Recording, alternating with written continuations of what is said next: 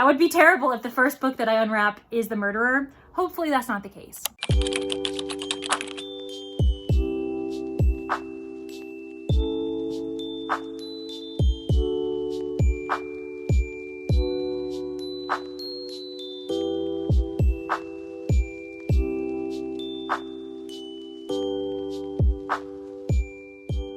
That's right, I have another year of 12 books of Murdermas to get through, but this time around, we have a murderer hiding within one of these books, and I've got to do my best to catch them before they catch me. Hey everyone, welcome back to my channel. If you're new, I'm Leandra the TBR0, and I have created a game that I started last year, and it's called 12 Books of Murdermas. I wrap a bunch of books, and I make my way through trying to avoid the books that I don't want to get, while unwrapping the ones that I am trying to get. I'm switching it up this year. Last year, I ended up wrapping 16 books, 12 that were wintry or some type of Christmas-related mystery, and then I had 4 that I called red herrings, and they were set in tropical, warm climates. All of them were murder mysteries, some of them classic, some of them newer works, and it was a really great time. I lost. I did, in fact, end up unwrapping the 4 warm settings before I was able to get to all of the wintry ones, but it was a really great time. Ended up being a 4-video series. I'll have it linked below if you want to catch up from last year. This time around, though, I've only wrapped 12 books, and that is because each one of them has an envelope with a message inside. And there are 4 different types of messages. There are 6 clues. Those are the things I'm trying to find. I'm trying to find the 6 clues because if I find them, I am able to uncover who the murderer is in this hypothetical situation. And by finding out who the murderer is, collecting all of the clues, I catch them and put them behind bars. Success for Detective Leandra. However, there are other envelopes that will get my way, specifically 4 red herrings. Now, those don't hurt me in any way beyond extending the investigation. So that adds up to 10 so far. There are 2 more, and these ones are probably the most important ones. One of them is the murderer card. I am trying to avoid the murderer card like the plague, because if I unwrap the book, read it, and then find myself opening an envelope that says murderer, I'm the one who's been caught. The murderer has caught me. They know I'm investigating, and unfortunately, I've lost, which would not be fun, but it is what it is. We win, we lose. We have a great time reading books. And then there is one safety net that I have placed within these books, and that is an envelope that says escape the murderer. Now, if I end up finding that book, finding that envelope before I find the murderer card, then I am safe, because during that interaction, I'll be able to get away from them. If I don't find it at all, then the murderer does in fact catch me. I hope that makes sense. I'm with everything that I've just explained. But basically, I'm hoping to read a few books every vlog, avoid the murderer as long as I can. If I end up reading all 12 books, lovely. If I don't, then that's also okay. I'll just unwrap all of them, show you what could have been, and we just hopefully will have a lovely Christmas season, even though Detective Leandra may or may not survive this experience. Not sure if you caught this or not, but I do in fact have to read the book before I'm able to open the envelope and figure out, was it a clue? Was it a red herring? Did I just read the murderer's book? Hopefully not. And that's just my way of kind of earning the ability to open the envelope. Now, if it comes to having to DNF, because no one should be reading a book they're not enjoying, and if I have to DNF, so be it. I'm trying to figure out what I'll do. In the moment, depending on how I'm feeling, I may just open the envelope anyway, but I also could see myself just simply reading a book that I can still tell you all about, that I loved, and then I can simply unwrap or open the envelope. It can kind of be a process. We'll see what happens, but I just want to let you all know that kind of the goal is that I just get to read really fun books and tell you all about them, and they all end up being recommendations. If that's not the case, that's not the case, because sometimes vlogs are just a mixed bag, but yeah, that's kind of what I'm thinking, is that I might still want to finish a book to basically unlock the envelope. And without further ado, let's open my first gift. So I've decided to go with number 4, mainly because I love the wrapping paper, and it's a bit of a chonky read, and I kind of want to get it out of the way. I don't know what it is yet, but it just is calling to me. And number 4, it's a good number. It feels solid. You know, sometimes there's those numbers where you're like, that's a murderer's number. That's not what I'm getting with number 4. I'm hoping it's a clue, but you know what? I'll take a red herring because I'm still safe. So let me take off this envelope and let's see if I can unwrap this on screen. I'll show you all first.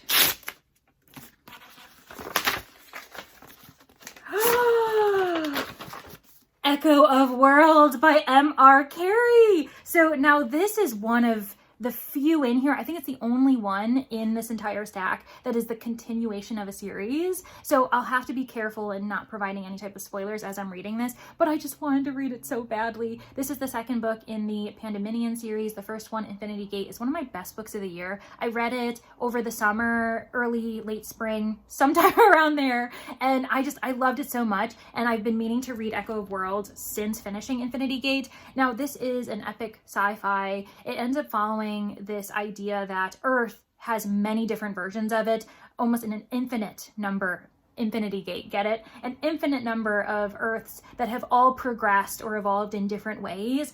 And of course, some of these worlds are far more progressive, far more, advanced in technology than others, and they make up the Pandemonium. We have got a variety of characters, all from different walks of life, and it's really rich. The character development is fascinating, and I'm really excited to see how this all wraps up because it's a duology too. So I just have to read this second book, and then I've completed the series, which is very exciting. Oh my gosh, this is exactly what I was in the mood for. I also didn't even let you all know that there is a variety of books within my wrapped packages. So I do have sci-fi, I've got fantasy, I've got mystery. A lot of them do involve some type of criminal activity, a crime, a heist, something like that, but some of them don't. And Echo of Worlds, there's definitely some shady behavior, specifically by the Pandemonium, but I would say that this is probably like the least crime-related book in the stack, so kind of good to get it out of the way. But yes, very exciting. Okay, I'm gonna dive right in. Hopefully I can provide you with an update soon, and also you can join me as I maybe try to make my background a little bit more festive. I do have a little bit of kind of Christmas, winter-related like knickknacks and things I can put on my shelves, but you see an unfinished crocheted bat, you see my ghosts. Clearly I am not prepared for the winter season yet, and hopefully the B-roll will prove that I'm making an effort. But yeah, let me dive into this book. Echo of Worlds, very exciting. The one thing that we will not be excited about though is if this ends up being The Murderer, because it's book one. That would be terrible if the first book that I unwrap is The Murderer. Hopefully that's not the case.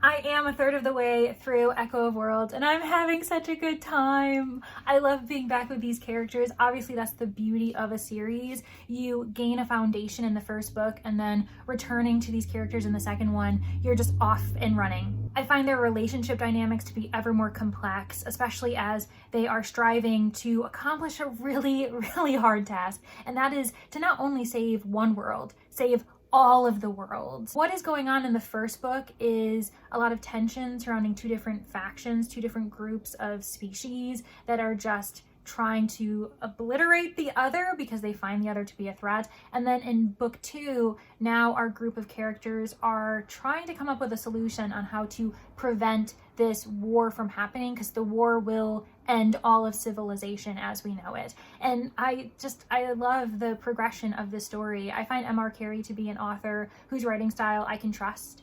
Because we do take the time with every single character. That's one important thing to know too. Depending on your reading preferences, it is multi-POV. So we get a perspective from every single character, and truly every character. We've got a band, like a ragtag group at the moment, but we also find ourselves following the perspectives of people who aren't here because they're also pivotal to the story. But I do love that we're following Hadis and Essen, Paz and Dulcie, their relationship in particular, the way they're growing and trying to navigate their friendship is just so wholesome. And I also find Rupshi to be fascinating, this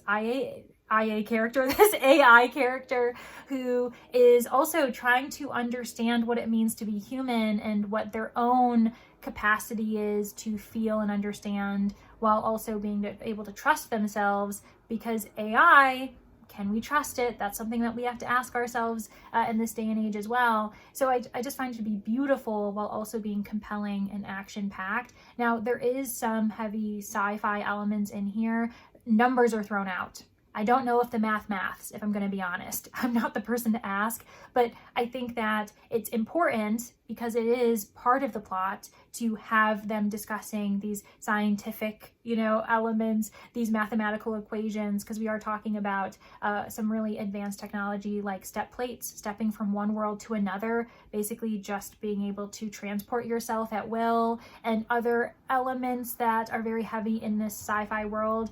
But I also find it to be quite digestible, and those moments are brief when we are getting into the heavy science, the heavy math of it all. So yeah, check it out if you're interested. At least check out book 1. I can't vouch for book 2. I always do this. I always do this when I'm vlogging. I recommend a book when I'm only a third of the way through. So at least I can very much recommend Infinity Gate. Let me see if I can get further into Echo of Worlds and then be able to just recommend the entire series, because that's also very important, because Infinity Gate does end on a big cliffhanger. It's very much not a book that you can read as a standalone. So hopefully Echo of Worlds doesn't fail me, because yeah, we do have a lot of the book to go, but I'm really loving it. So cross your fingers for me. Time is flying with this book. I am about 2/3 of the way. I'm just under 300 pages through Echo of World, and I'm just so invested still. I feel as though not much has changed regarding my feelings towards the narrative, towards the series, towards this author's writing style,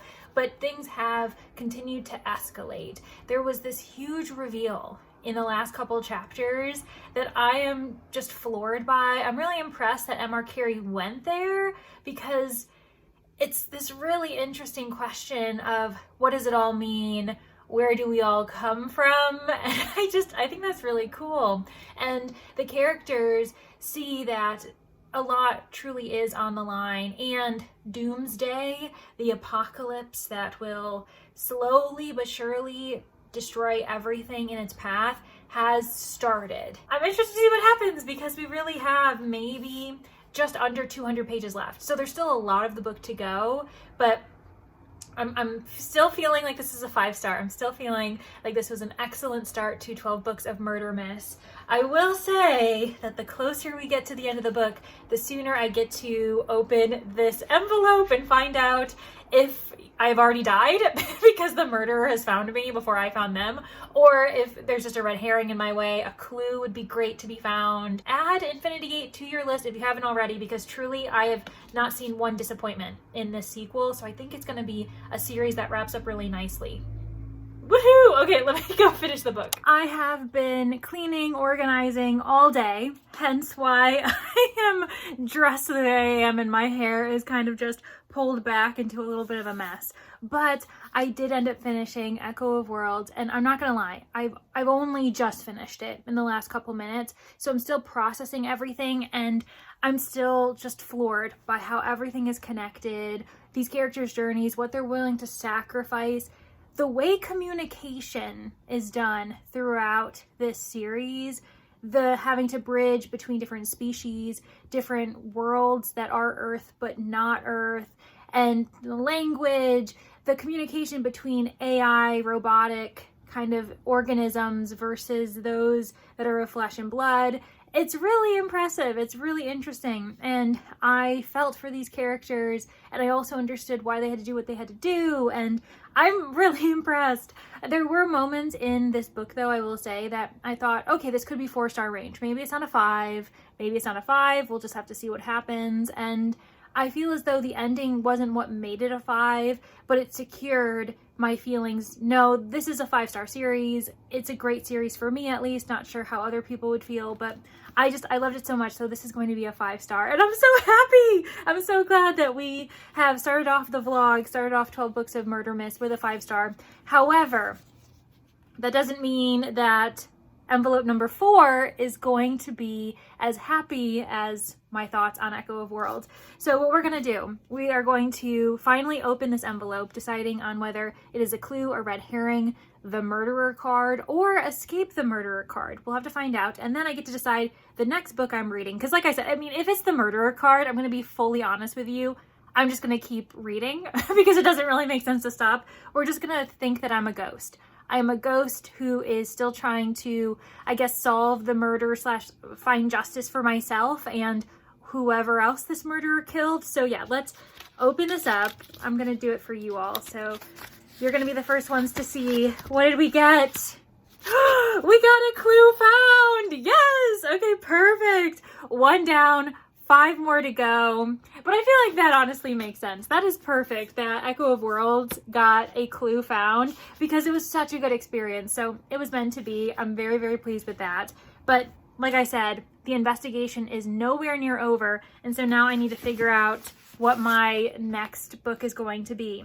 I do have a feeling that I just kind of want to randomly pick this time around. Hopefully this ends up being more than one vlog and ends up being a bit of a series during December. And so I'll have a better idea on how I want to choose these books in the future. Maybe I can do like a D12 or something. I should have started with that because there were 12 books to choose from. Whatever, hindsight is 2020. But I am just going to pick randomly, and number 1 is calling to me. I don't know why, but it is calling to me. Is it the murderer calling to me? I mean, who knows? But we're gonna take this off and I'm going to unwrap number 1 and we'll see what we end up getting. Ready? 1, 2, 3. Do you know what this is? Can you tell? I'm gonna pause. Can you all tell what book this is? Because I can, but maybe just because I recently bought it. It just came out this year and I'm very excited about it. Well, I'll give you 3 seconds. 3, 2, 1. It is A Tangle of Time, the second book in the Hexologist series by Josiah Bancroft. I am so excited. This is awesome. And you know what's really funny is this is a second book in a row where it's the second book in a series. I think it's the only one in this entire stack that is the continuation of a series. And I just started the series this year. I just read The Hexologist this summer. I read Echo of World. Pause. I read Infinity Gate, the first book in this series, in the spring, summer as well. So it feels fitting. Is this just going to be a vlog of sequels? I don't think so, because I actually don't think there's really any other sequels, but I can't remember what I've wrapped at this point. I am so excited. Oh my gosh, this is going to be so fun. I can't wait to return to the world of Iz and War. They're a couple who end up investigating crimes. In the first one, there was a king who wanted to bake himself, and there was also a claim from an heir, a potential legitimate heir that they had to investigate, all while other hexes and magical oddities were going on. So I'm really excited to return to these characters. Without further ado, let's jump into The Hexologists, A Tangle of Time, and hopefully I can tell you all that I'm having a great time second time around, and then also hopefully we can open envelope number 1 sooner rather than later.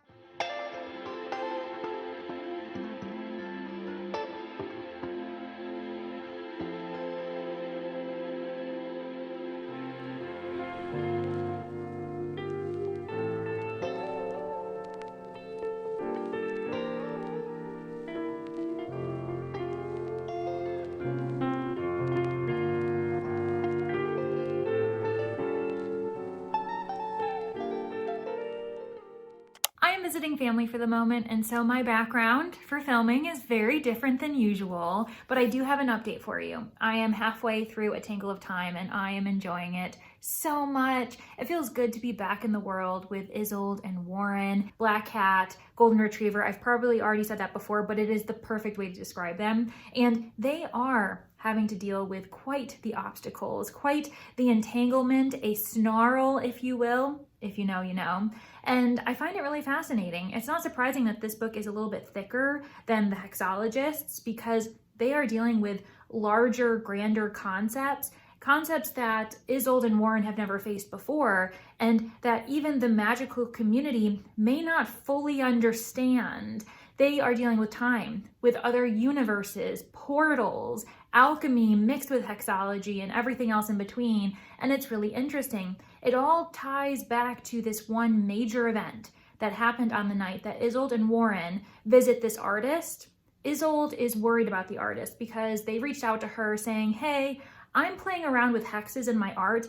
Is that safe? Isolde kind of brushes this question off, but then remains quite wary, wondering if she did the right thing. She feels guilt, and so she brings her husband along to check in on this artist. Unfortunately, it is discovered that the artist has died under mysterious circumstances. The police are labeling it suicide, but Isolde and Warren do not feel like that's the case, and so they begin to look into it deeper.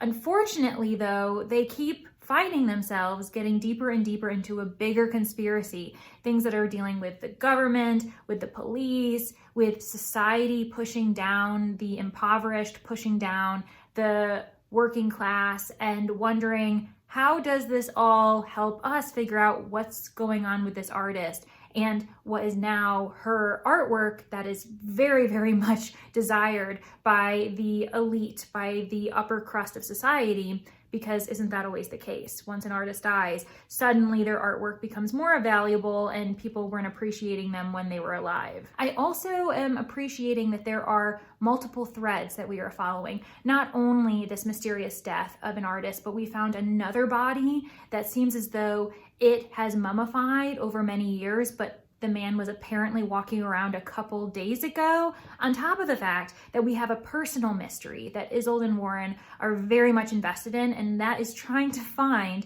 the portmanteau. They're trying to find a bag that was handed down to Isolde by her father after his disappearance, and within that bag is basically a vault of all of these magical artifacts, including a dragon and an infinite goat that will rejuvenate whenever that goat is eaten. I wonder who's eating that goat. You have one guess. But it seems on the night that this woman died, this artist died, the portmanteau went missing and so many other things went wrong across the city that it all must be connected, right? And it's up to Iz and Ward to figure that out. I cannot wait to keep reading. I'm having a great time, and I'm predicting this is gonna be another 5-star read. We're gonna have to see. I did bring a handful of wrapped gifts with me in case I finish this book while I'm visiting family. However, I am concerned because while I brought the book with me, I did not bring the envelope. And so we're not gonna know if this is a clue, a red herring, the murderer. We're just gonna have to carry on and keep reading the other books. I probably will only get to maybe unwrap one book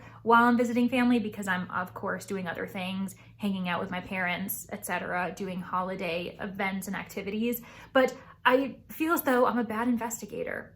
How could I have brought the book with me, but not the key piece of evidence that goes along with this book? And so we're just gonna have to wait with bated breath until I get back to my apartment, until I get home, and then we can finally open that envelope and see what was going on. But I'm getting ahead of myself. I need to finish this book, and that's what I plan on doing. Hopefully in the next couple of days, I'll let you know when I get that done. All right, I just got back to my room and I grabbed a complimentary coffee from the hotel that I'm staying at, but I did end up finishing The Hexologists last night. I really enjoyed this. Iz and War are just such good characters, and Iz especially shined bright. I think that she and War are partners. They work together. They're both main characters, but Iz is the protagonist. She's the one who's moving the action. She's the one who's figuring everything out in the end. And I really appreciated how much this book tested her, challenged her will, her wit,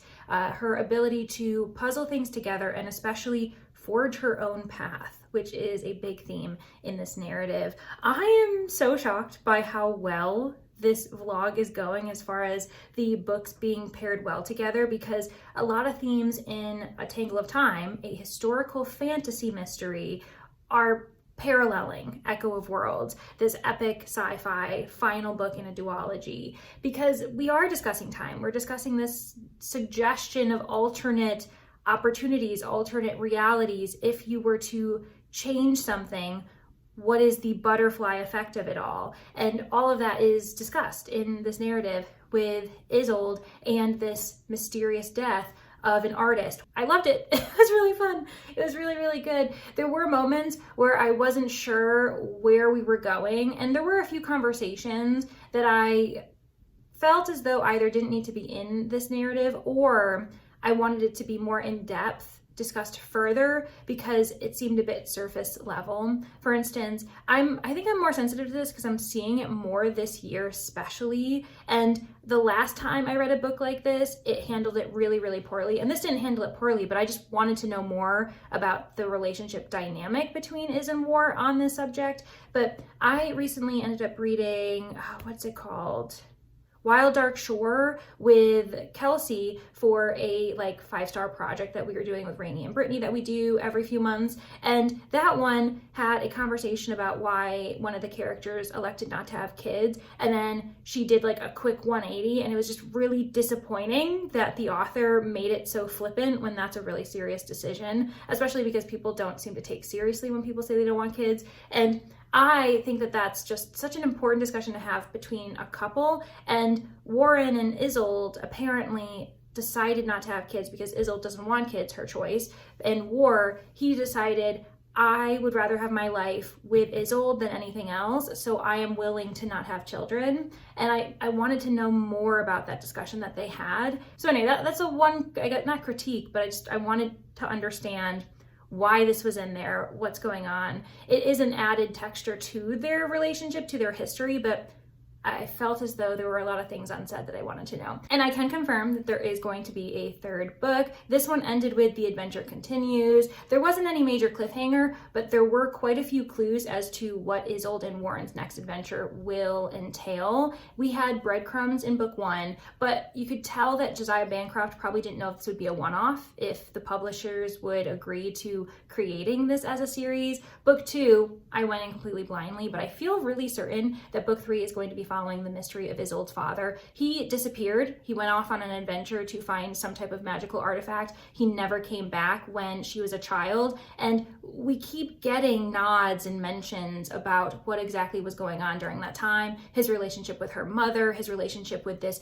Mr. Snag who is setting him off on these adventures, and it seems as though he's going to be the main focus of her investigations in the third book. We'll see. That's my prediction, and I'm very excited about it. I'm definitely going to be looking forward to it whenever it comes out. But I think that this is a great book for anyone who likes light academia, who likes fantasy mysteries, historical settings, a couple who's a duo in investigating whatever they're doing, because you don't see that too often nowadays. But yeah, highly recommended, so good, and the vlog continues to be amazing. Unfortunately though, I don't have the envelope that goes along with this book, so we're just gonna have to be in the dark for a brief amount of time. It's gonna be briefer for you than it is for me because I'm still away for another couple days, but as soon as I get home, we will make sure to open that envelope, figure out if a Tangle of Time is a clue or red herring or the murderer, or maybe it's gonna help me escape the murderer. That is an option. But I might as well open my next gift. I don't know what I was doing. I guess I was preparing for Armageddon, for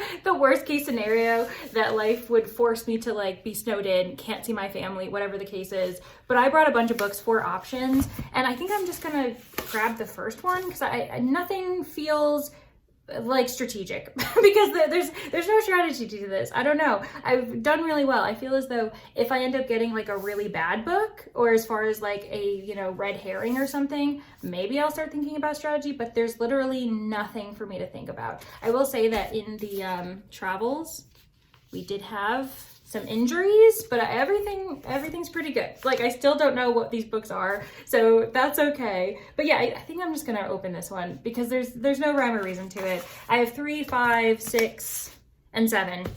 There's no reason. I just grabbed a few books, and so let's open this one and see what my third book is for 12 Books of Murdermas. And to remind everyone, even though it hasn't been that long, we have one clue, and then we have a mystery envelope for the hexologist that I will get to. And for number 5, let's see what our next book is going to be, what genre it's going to be, because I do have a good variety, and I would love to continue that variety, but we'll see what happens. All right, friends, 1, 2, 3. What is it? Murder on Cold Street by Sherry Thomas.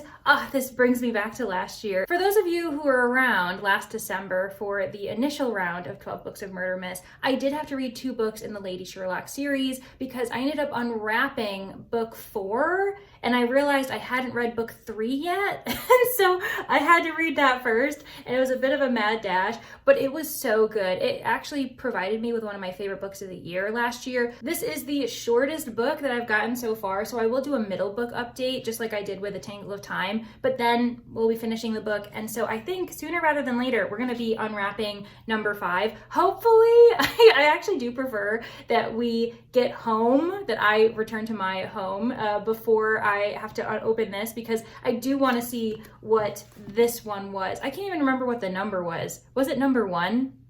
I think it was number 1. So yeah, I would like to take my time enough with Murder on Cold Street so that I can get home and then we can open envelope 1 and then eventually open number 5. But we'll just see how the cookie crumbles.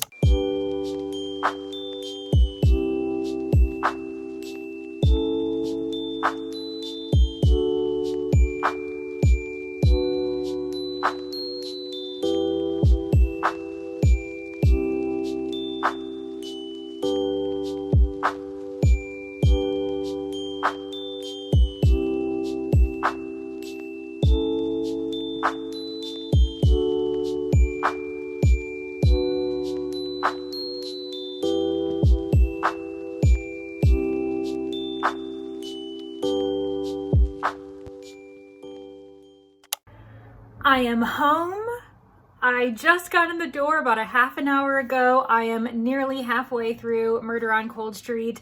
There are so many things to update you on, but first and foremost, the thing I did as soon as I unpacked the car, got into my apartment, took a breath, was find this envelope. Okay, number 1, we're finally going to open this. And remember, this is the envelope that goes along with the hexologist. Tangle of Time, it's in another room. We don't have time. I'm just gonna open this so we can move forward with the challenge. Remember, we've got 1 clue so far. We haven't made much progress on this case, trying to figure out who killed the murder victim, whoever they are. So I'm going to open this in 3, 2, 1. Clue found! Oh, what are the chances? So now I have 2 clues, and that means I've got 4 more to find in the 10 other books that are unwrapped. Well, 9 and 1 that is currently on the go. Very exciting, but that also lessens my chances every single time I find a clue. So I imagine we gotta find some red herrings at least, if not the murderer. So we'll have to see what happens. But number 5, safely tucked away. And as I said before, I am about halfway. I've read 150 pages of this narrative, and it's just become one of those vlogs where I keep picking up series. Obviously, it's dependent on what I unwrap, but I do find that interesting, and I'm happy to be having the help that I needed to make progress on these series, make progress on 3 books that I bought this year, actually, too. So we're getting all of the goals done, and we're solving a crime. This is peak Leandra. This is the best Leandra you're gonna get, so enjoy it. But I am having a really good time. This is one of those series where I am so comforted to know what I'm getting when I enter this novel. I know Charlotte Holmes so intimately now. I know Lord Ingram, her Watson. There is a Watson, Mrs. Watson, but it seems as though her partner in solving the crimes more and more throughout the series is Lord Ingram. They have this on again, off again, really turbulent romantic relationship where they're friends, but because Charlotte Holmes can't really give Lord Ingram what he wants, nor can he give her what she wants because they've got different values, it's a whole thing. They are finding ways to remain close to each other and figure out if there's ever going to be a long-term romantic relationship for the 2 of them. That is definitely a side plot. The main plot in this particular narrative is the mystery of who killed Mr. Longstead. And right now, the police think it's one of their own, Mr. Inspector Treadles, who is a recurring character throughout the series, a huge admirer of Sherlock Holmes, a friend of Lord Ingram. So this is another situation where we have quite a personal crime. That happened with book 3, also book 1 technically.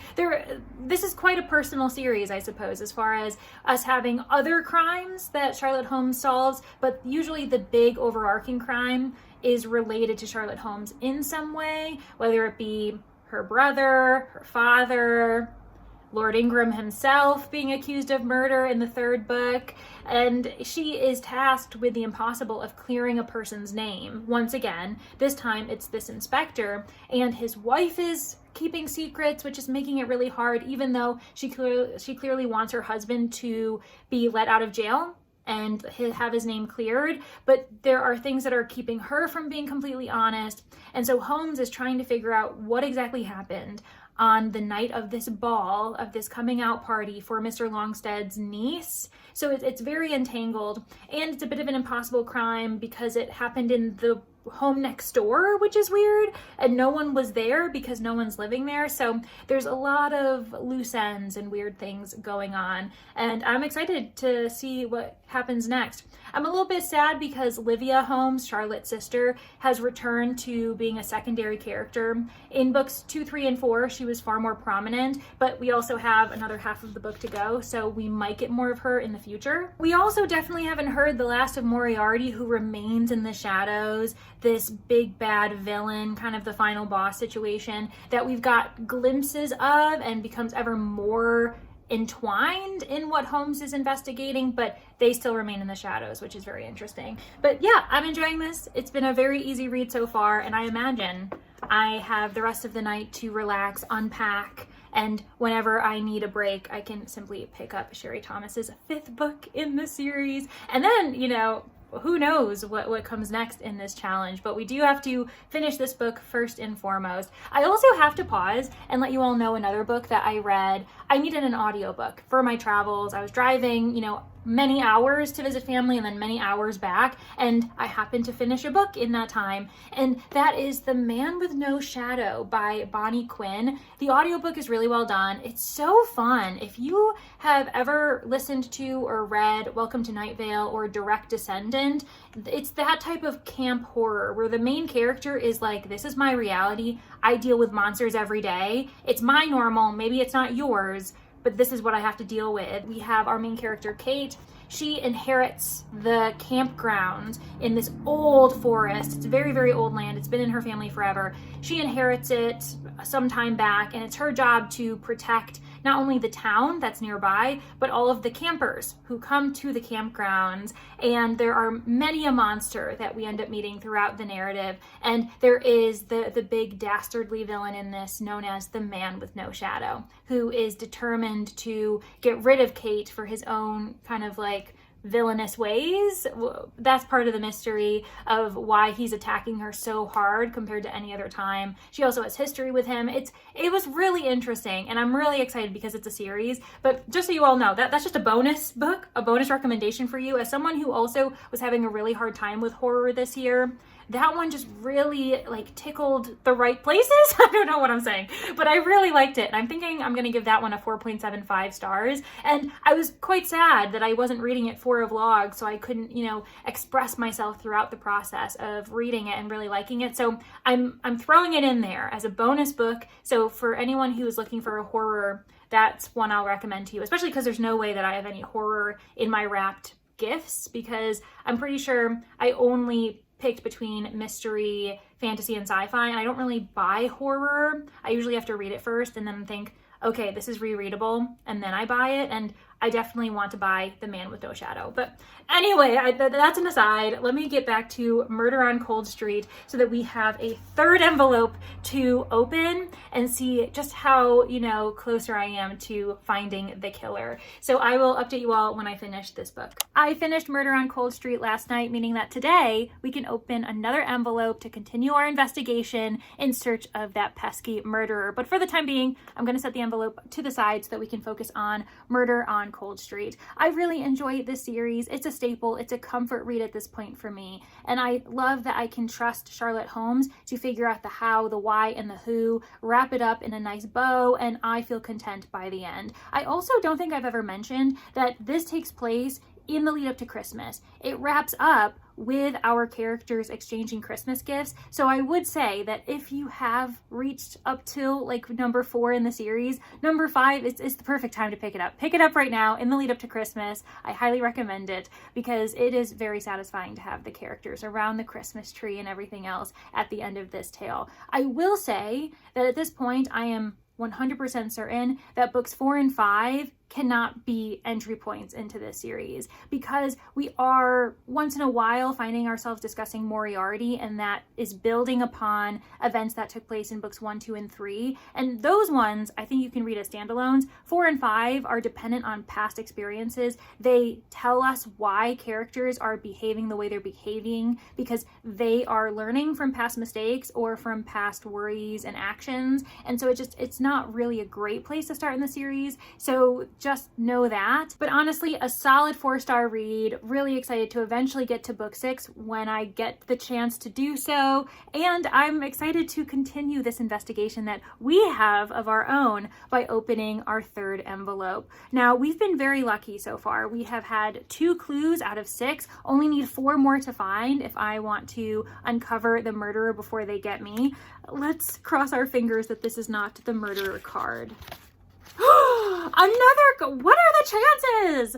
Another clue found? I'm halfway there? Really? That seems nuts. Okay. I mean, I'm not going to look a gift horse in the mouth or whatever that phrase is. We have another clue, our 3rd one with Murder on Cold Street, and I am so pleased. This is... I'm afraid I'm going to get too confident, but I am also feeling really good about this challenge. And maybe that confidence is going to bite me in the butt because I have decided to take a bit of a risk with my 4th book for this project. I went ahead and started to roll my D12 to figure out what my next book is going to be, and maybe that's going to be my downfall because rather than leading it to chance of my own, I guess, instincts, I'm letting the die decide. Let's see what I'm going to get. Okay, so we've already done a 4. Let's roll again. Gift number 10. Looks like that's what I'm reading next. And so I will be reading book number 10. Hopefully the die doesn't do me dirty, but I have to let you all know that this is where the vlog ends. We aren't going to know what is in this book, what's in this envelope, until the 2nd episode of 12 Books of Murdermas. I will leave you all with a sneak peek because I think that's very fun. So I'm going to unwrap it partially, and then we can see if we can guess what the book actually is. Ready? I'm going to cut it as a corner so we can get a little bit of a taste.